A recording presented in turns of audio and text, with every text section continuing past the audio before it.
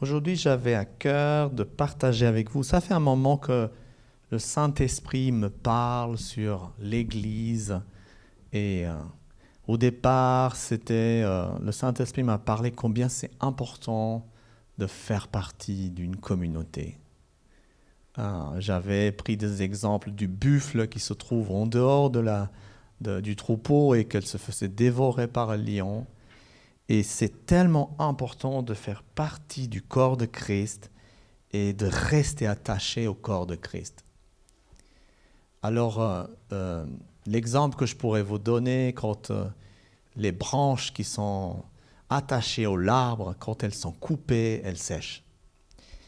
Et c'est exactement ce qui peut nous arriver à nous si nous ne sommes pas attachés au corps de Christ. Et deuxième chose, c'était l'importance de l'Église. Le sujet était, c'est comment l'Église peut être une bénédiction pour nous, pour notre famille, pour nos bien-aimés. Et aujourd'hui, c'est la mission de l'Église. Aujourd'hui, j'ai envie de vous parler que l'Église a une mission et comme nous sommes le corps de Christ, nous avons une mission avec ça. La première des missions que Jésus nous a données se trouve dans Matthieu 28, verset 19. Vous le connaissez par cœur, je crois que vous l'avez entendu et entendu et entendu. C'est annoncer la bonne nouvelle de l'Évangile. Allez dans Matthieu 28, verset 19. Allez, faites de toutes les nations des disciples, les baptisons au nom du Père, du Fils et du Saint-Esprit. Maintenant, quand je prie pour quelqu'un, je demande vraiment au Seigneur sa conversion et je dis Seigneur qu'il soit converti et qu'il accepte Jésus comme Seigneur et Sauveur et qu'il se fasse baptiser au nom du Père et du Fils et du Saint-Esprit. En fait, l'Église, la mission de l'Église, c'est aussi de partager le message de la rédemption, de la grâce de Dieu avec toutes les personnes.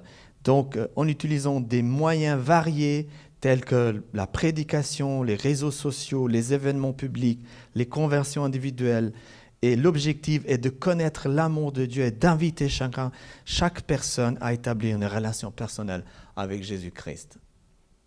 Je crois que c'est ça la mission de l'Église.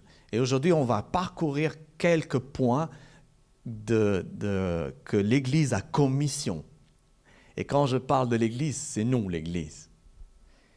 Mais nous pouvons faire ça ensemble. Un autre point, c'est accueillir les nouvelles personnes dans la foi. C'est aussi la mission de l'Église, d'accueillir les nouvelles personnes dans la foi. Et on peut lire pour cela, c'est dans Romains 15, verset 7. Accueillez-vous donc les uns et les autres comme Christ vous a accueillis pour la gloire de Dieu. Comme Christ vous a accueillis, nous devons accueillir les autres. Nous devons les accueillir comme Dieu nous a aimés, parce que la Bible dit que Dieu a tellement aimé le monde qu'il a donné son Fils. Et je crois que nous aussi, on peut tellement aimer le monde qu'on peut donner un peu du temps à des personnes avec qui on voudrait annoncer la bonne nouvelle. J'étais content parce que cette semaine, j'ai été invité chez des gens de ma famille. Et je me suis dit, c'est l'occasion de leur annoncer la bonne nouvelle. Vraiment, c'était une bonne occasion et je leur ai simplement raconté mon histoire. Vous savez, on en a tous des histoires à raconter. Et on peut raconter simplement notre histoire, mais d'abord, il faut leur demander, est-ce que vous êtes d'accord que je vous raconte mon histoire? Est-ce que vous pensez que mon histoire vous intéresse? Et parfois, les gens, ils se gênent et disent, oui, ça m'intéresse ton histoire. Et après, ils sont obligés de t'écouter. Et c'est vraiment super. Et Dieu est tellement bon parce qu'il agit à travers notre histoire. Nous avons cru parce que nous connaissons l'histoire de Jésus. Jésus a son histoire. Je peux raconter mon histoire personnelle à quelqu'un, mais aussi je peux raconter l'histoire de Jésus à quelqu'un. Et peut dire, est-ce que tu es intéressé d'écouter mon histoire? Pourquoi je suis chrétien? Pourquoi j'ai la foi? Pourquoi je crois en Jésus-Christ? Si la personne dit oui, ça m'intéresse, on peut dire ok, je vais te raconter mon histoire, mais est-ce que ça t'intéresse l'histoire de Jésus-Christ, qu'il est venu sur terre pour te sauver, pour te donner la vie éternelle? L'Église doit créer un environnement chaleureux, inclusif, ça veut dire pouvoir accueillir les nouveaux dans l'Église. Donc l'Église doit mettre en place des équipes d'accueil pour accompagner les nouveaux et les aider dans les premiers pas. Vous savez, moi je me rappelle quand mes enfants commençaient à marcher, au départ je les tenais. Ils tombaient, donc je les tenais. Et c'est exactement comme ça que l'Église doit agir. C'est la mission de l'Église, d'aider les nouveaux à aller marcher gentiment. Vous voyez, il y a du travail pour nous tous. Les baptiser.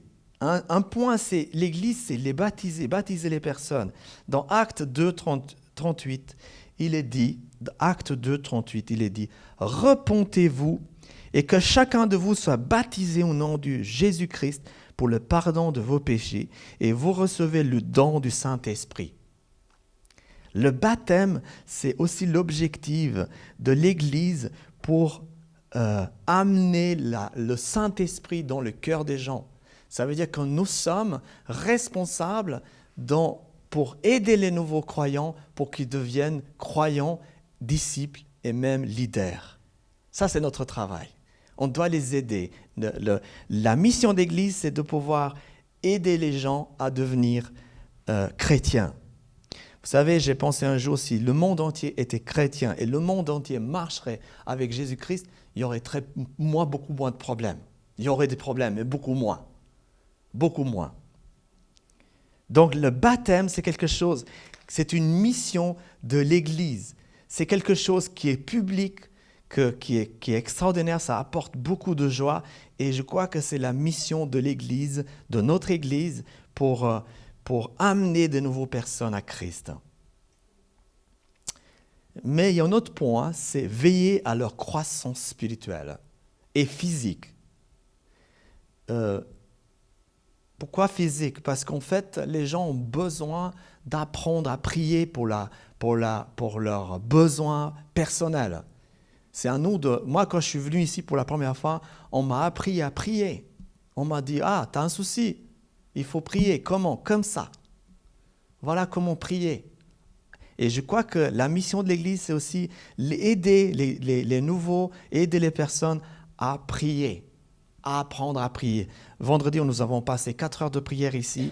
Cela nous aide justement à rester dans la présence de Dieu et voir la gloire de Dieu. Dans 2 Pierre 3, verset 18, « Mais croissez dans la grâce et dans la connaissance de notre Seigneur et Sauveur Jésus-Christ. » Offrir des parcours d'études bibliques, c'est ce qu'on fait ici régulièrement. Accompagnement pastoral pour nourrir leur foi, ça c'est la mission de l'Église.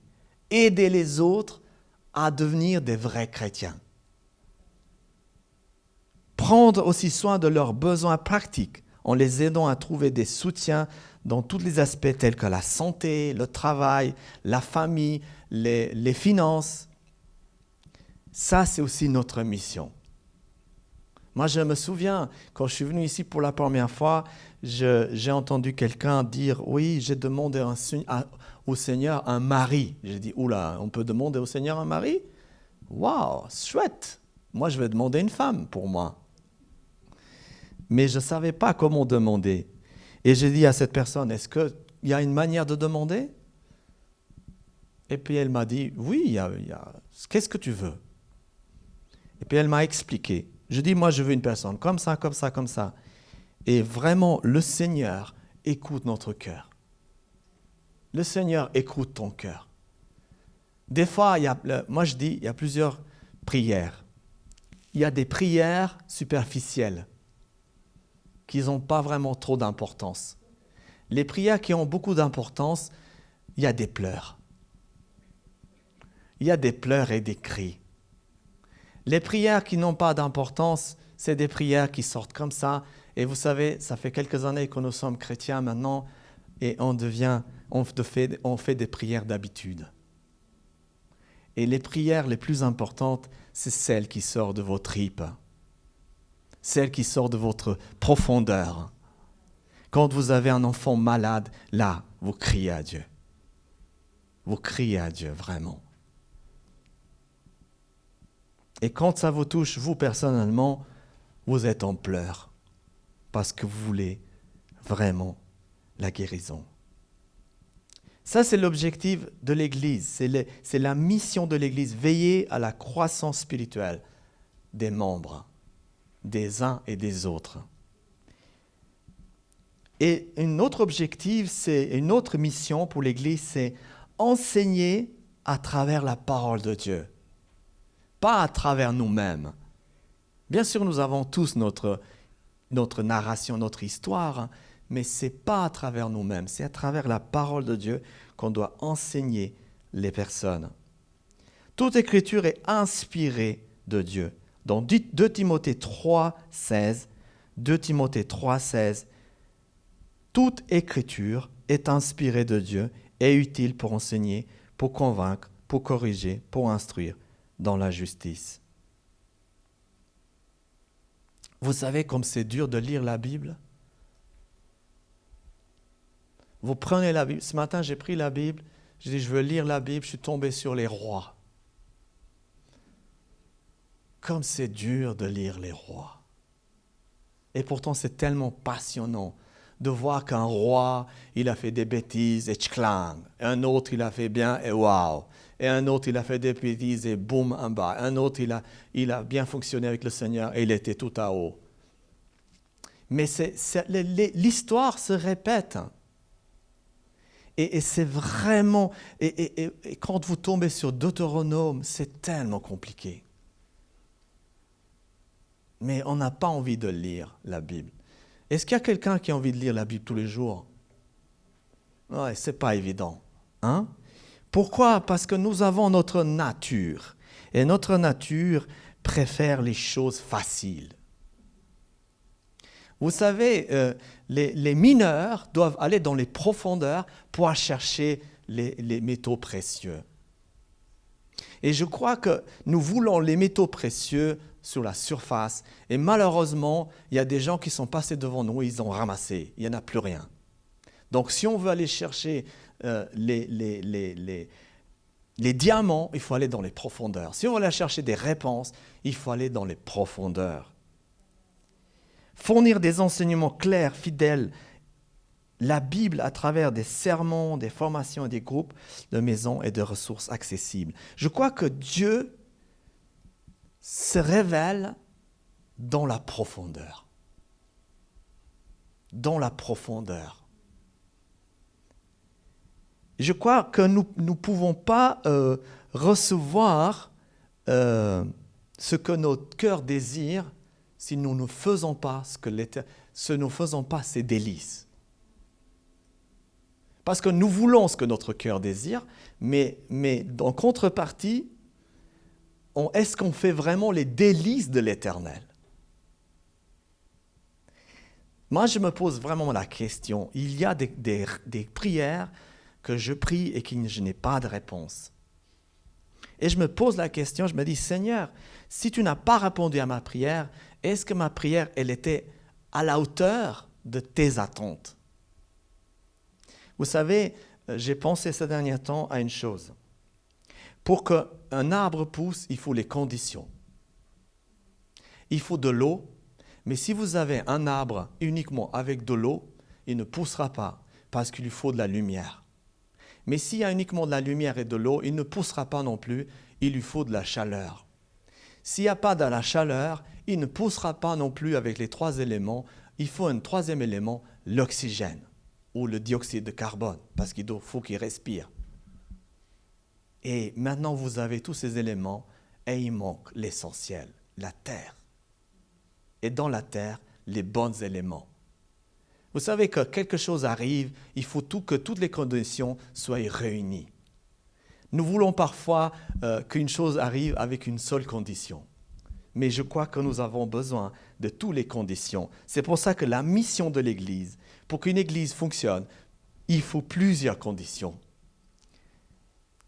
Un autre point, c'est accompagner pour qu'ils deviennent des disciples capables de faire d'autres disciples. Vous savez, nous voulons avoir cet ADN de enseigner aux gens, de devenir des disciples. Êtes-vous un disciple? Et c'est quoi un disciple? Un disciple, c'est quelqu'un qui aime Jésus, qui suit Jésus et qui obéit à Jésus. Si quelqu'un suit Jésus, ce n'est pas forcément un disciple. Si quelqu'un aime Jésus et suit Jésus, ce n'est pas forcément un disciple. Un disciple, c'est celui qui aime Jésus, qui suit Jésus et qui obéit à Jésus. Quand il a dit aux riches, Seigneur, il a dit aux riches, il lui a dit, vends tout et suis-moi. Parfois, le Seigneur peut nous dire cela. Vends tout et suis-moi. Un vrai disciple, c'est celui qui aime Jésus, qui suit Jésus et qui l'obéit à Jésus. Donc, les accompagner pour qu'ils deviennent des disciples. On peut lire ça dans 2 Timothée 2:2. 2 Timothée 2:2. Ce que tu as entendu de moi en présence de nombreux témoins, confie-les à des hommes fidèles qui soient capables d'enseigner aussi à d'autres. Je crois que notre mission en tant qu'Église, c'est d'enseigner à enseigner, d'apprendre à apprendre, faire pour qu'ils deviennent, et eux faire les autres. Je crois qu'on doit devenir une Église fertile. C'est ce que Dieu veut, c'est son désir. Nous devons faire des disciples. Pourquoi? Parce que quand on fait des disciples, nous sommes dans le grand commandement du Seigneur Jésus qui dit « Allez et faites de toutes les nations ». Des quoi? Des disciples. Comment faire des disciples? Ça, c'est la question. Comment faire des disciples? Si vous obéissez à Jésus, si vous suivez Jésus-Christ, si vous aimez Jésus-Christ, forcément, vous allez faire des disciples. Parce que vous êtes déjà un disciple. Et la mission de l'Église, c'est de faire des disciples. Former des leaders qui reproduisent le modèle de disciples en transmettant ce qu'ils ont appris à d'autres personnes. Notre mission, c'est d'apprendre, mais en même temps d'apprendre aux autres, de faire la même chose que nous. Et un autre point qui est hyper important, c'est adorer Dieu dans l'unité. Adorer Dieu dans l'unité. Et dans Jean 4, 24, il est dit, Jean 4, 24, Dieu est esprit et il faut que ceux qui l'adorent en esprit et en vérité. On ne peut pas faire semblant devant Dieu. Chaque fois que j'ai fait semblant devant Dieu, j'ai ramassé. Oui, j'ai ramassé. Une fois, je me rappelle, je vous raconte une histoire. Et j'étais en scooter à Lausanne, comme ça. Et j'étais en train de prier dans mon scooter. J'étais en train de prier, et puis le bus m'a klaxonné derrière. Je n'avais pas vu le bus, le feu était vert, et le bus m'a klaxonné. Et j'étais tellement en colère contre ce bus. J'ai dit, mais je l'ai presque maudit, tellement que j'étais en colère. Pourquoi il m'a klaxonné? Ce n'était pas la fin du monde. Il fallait juste attendre un peu. J'aurais vu Et j'ai commencé à mouliner dans la tête. Et quelques minutes plus tard, j'ai fait un accident. Boum! Et je suis parti comme ça. Je suis parti 4-5 mètres loin avec le scooter. Avec Dieu, on ne peut pas faire semblant.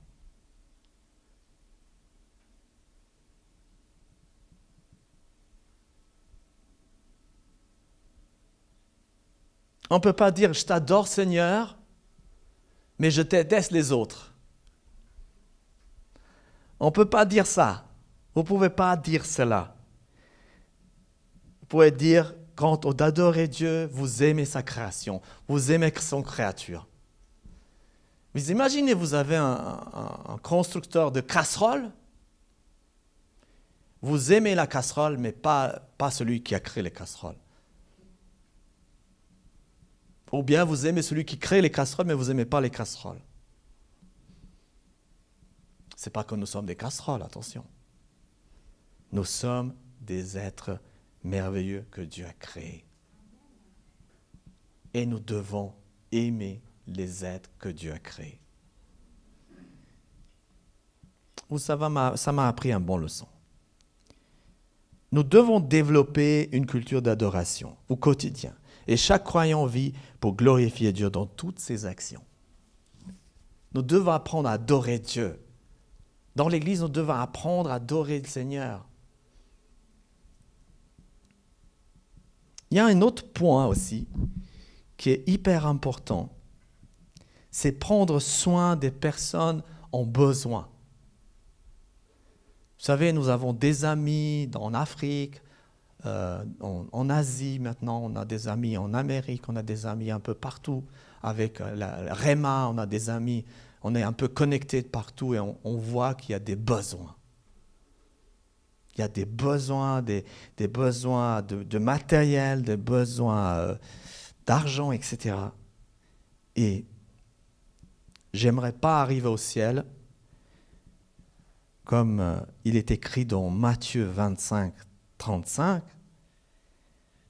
car j'ai eu faim et vous m'avez donné à manger. J'ai eu soif et vous m'avez donné à boire. J'ai été étranger et vous m'avez accueilli.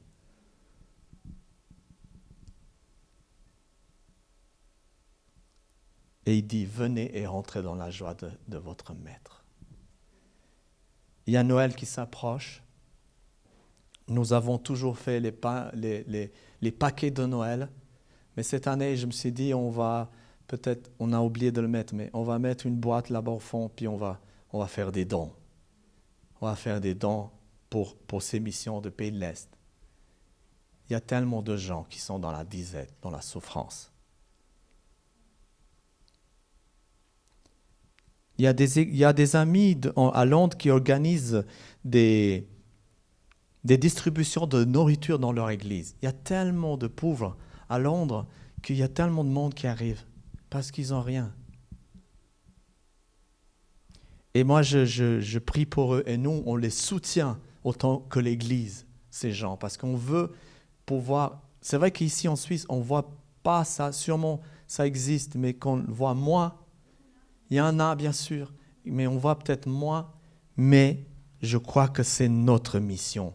C'est la mission de l'Église d'aider les gens qui sont dans la nécessité.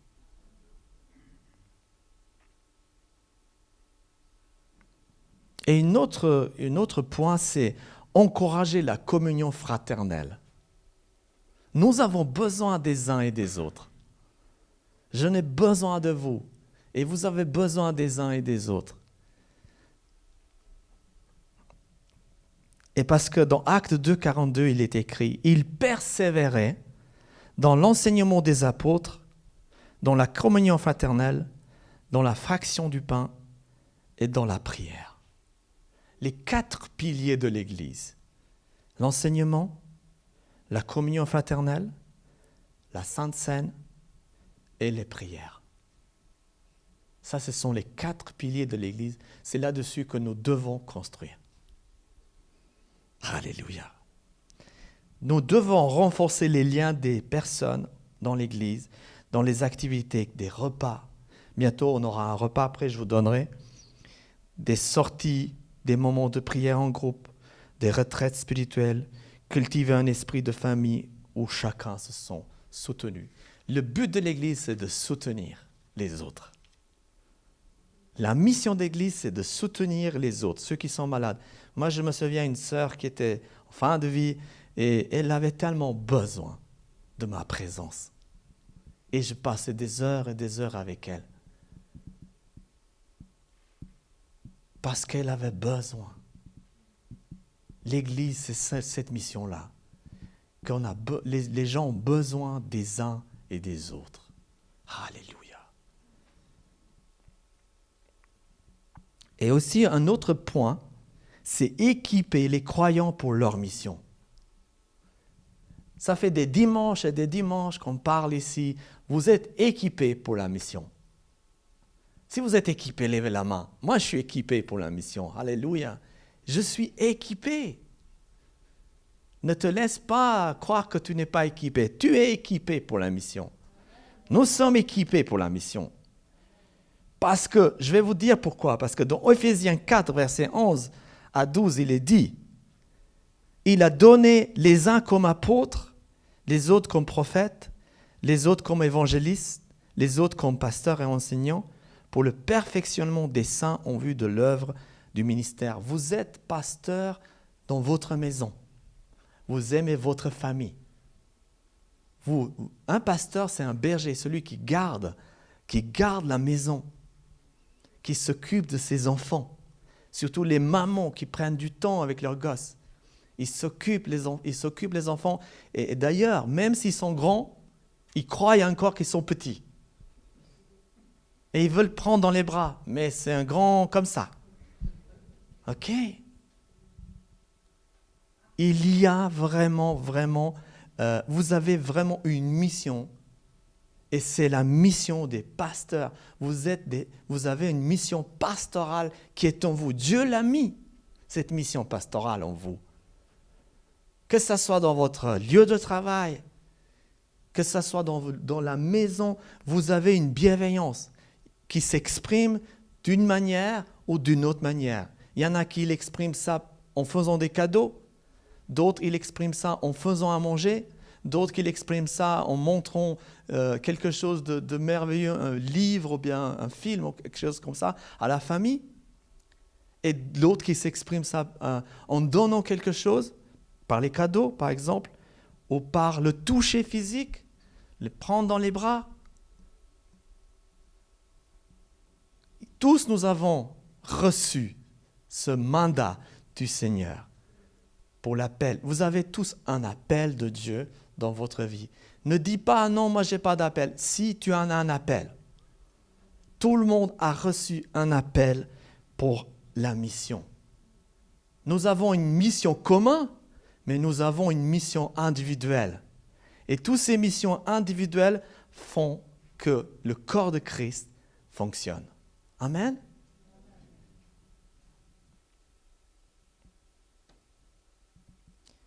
Et une dernière chose, c'est Dieu, la mission de l'Église, c'est que l'Église devient une lumière. Qu'elle éclaire le chemin. L'Église doit être une lumière dans le monde. Vous êtes là, dans Matthieu 5, verset 14, Jésus dit, vous dit ce matin, vous êtes la lumière du monde. Vous êtes la lumière du monde. Une ville située sur une montagne ne peut pas être cachée. Ce n'est pas possible. J'ai envie de vous encourager ce matin que Dieu met en vous une intégrité d'amour dans vos familles, dans les lieux de travail et dans l'Église. Vous savez, l'Église, c'est quelque chose qui bouge. Ce n'est pas quelque chose de statique, ce n'est pas un bâtiment. L'Église, c'est vous. L'Église, ce n'est pas un lieu. L'Église, c'est quelque chose, c'est un mouvement vivant. C'est pour ça que l'Église, c'est comme une pieuvre avec des tentacules, je ne sais pas si on peut dire ça, très loin, qui peut toucher les gens autour. Moi, quand j'ai raconté l'histoire à mes cousins, ils étaient touchés. Ils étaient touchés. Maintenant, je n'hésite pas à devenir ridicule. Le ridicule ne tue pas. Le Seigneur m'a dit ce matin, n'aie pas peur d'être ridicule. N'aie pas peur d'être ridicule. On vous traitera de ridicule, peu importe. Ça changera quoi? Ce qui va changer, c'est que quand je me trouverai devant l'Éternel, il me dira, bon et fidèle serviteur. C'est cela, bon et fidèle serviteur. Entre dans la joie de ton maître. Vous savez, vous pouvez inviter les gens à venir dans votre mariage, mais l'invitation, c'est à vous de le faire. Ce qui leur appartient, c'est de venir. Amen. Alléluia. Donc, je vous laisse partir avec ça, être une lumière dans le monde.